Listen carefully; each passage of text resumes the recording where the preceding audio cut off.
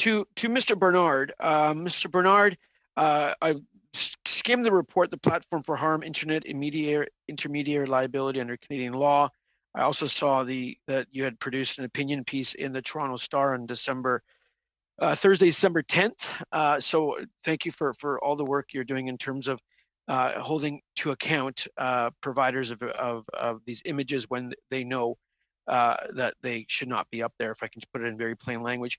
I do wish to ask a question, and I believe if this is under your domain. In September 2020 report, Friends concludes that existing Canadian laws should be sufficient to hold platforms such as Pornhub accountable for illegal content that appears on their platform, despite the fact that the content is user-generated, is not created or uploaded by Pornhub. Can you explain your position in more detail, first part? And do you think, sir, that MindGeek's algorithms provide the company sufficient knowledge of non-consensual content to give it knowing involvement in their publication and dissemination? Well, thank you, Mr. Cervera. I think that you've touched on a key point, which is a difference between the law in Canada and the law in the United States. So in the United States, there's been a lot of talk about the Communications Decency Act and Section 230 of that act, which holds platforms not to be liable for user-generated content that they are distributing. Can you hear me still? Yep. Yes. Oh. Yes, we can. We can hear you. No, now you're frozen. Sorry. Can I move on then, Chair? Or yes, please. Yeah. Okay. To the National Center for Missing and Exploited Children, welcome and thank you for availing yourself, Mr. Clark. I'm very curious as what does a partnership with NCMEC entail? Yes, thank you. It's a good question.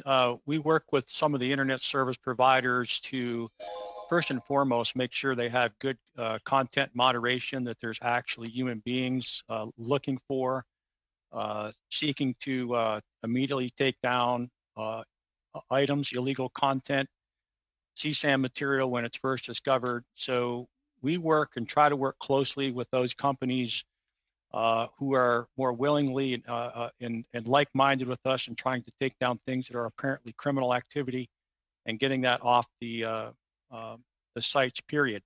So that's one of the things that we look for when we're talking about, and I would put the partnership in sort of air quotes, if you will, making sure that we continue with more of a collaboration model, working with the internet service providers. And staying with you, Mr. Clark, I know Mr. Bernhard is back on, and we'll get Mr. Bernhard in my last minute or two of time. How many, you say internet service providers, how many adult platform providers would you have a partnership with currently? I think right now it would be, and we don't typically, or technically, like I said, have a partnership with Pornhub, although they have begun to voluntarily report, but I believe they're the only one. The others that we are working closely with are just large tech companies generally. Okay, because that is a very important distinction when you have a partnership with internet service provider, which allows entities to put content up onto the web, onto their platform, versus having a partnership with what would be called an adult platform, if I'm making that distinction. Understood. Okay. Going back to Mr. Bernhard, if you can continue your answer from there, welcome back. I'm sorry, the internet service providers are conspiring against me here.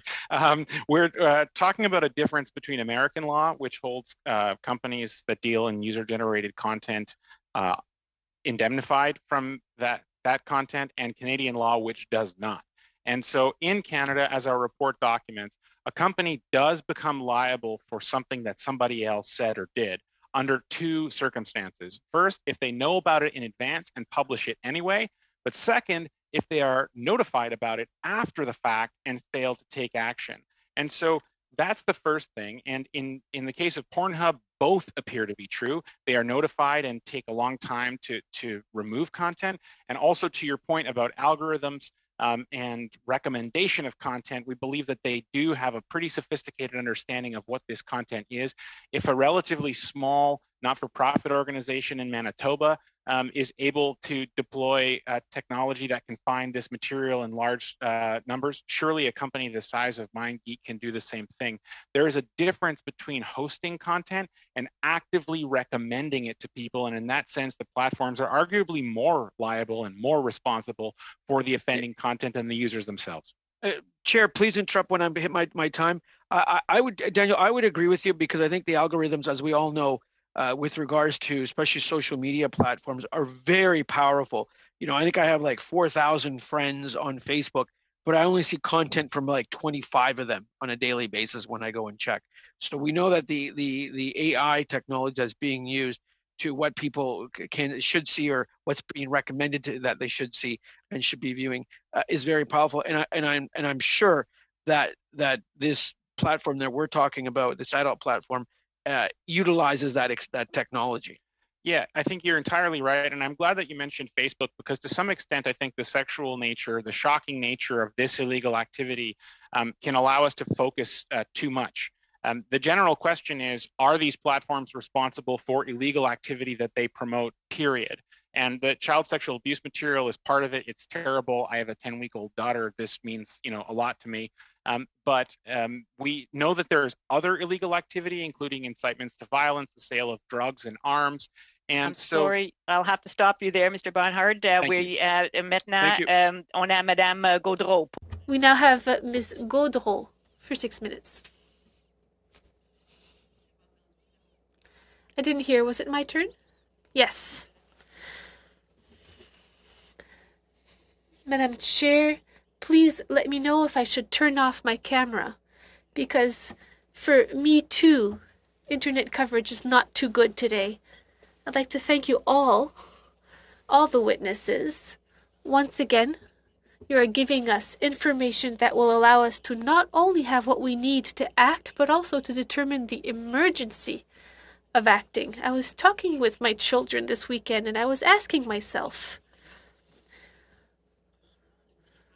what is it about this viral world for adult entertainment for children?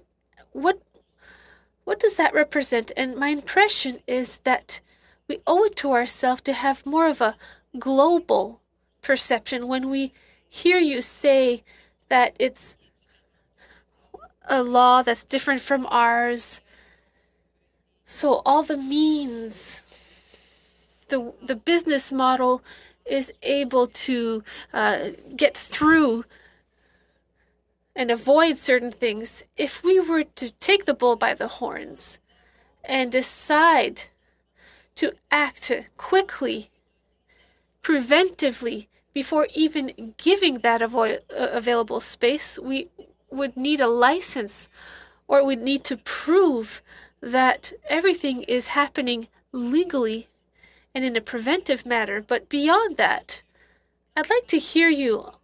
When we're talking about legislation, we're also talking about what the structure is with our police, our law makers. There seems to be a lack of control. If we're going to act, I'd like to know how we can act, because currently we have a lot of data. Thanks to your methodology, we have reports that clearly show the emergency of this situation. But how could we act when it's an international issue?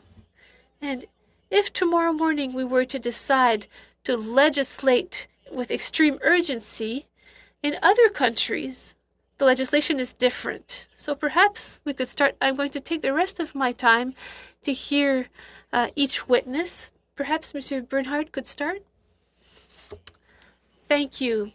I'm going to answer you in English in order to be very clear. I think that the answer is that the incidents are international, but they are also very local.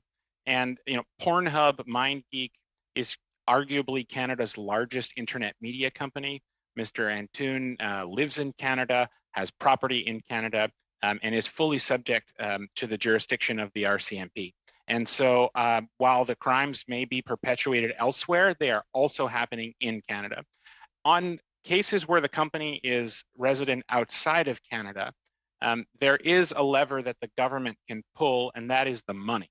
And so all of the money that comes from advertisers to those platforms can also be stopped.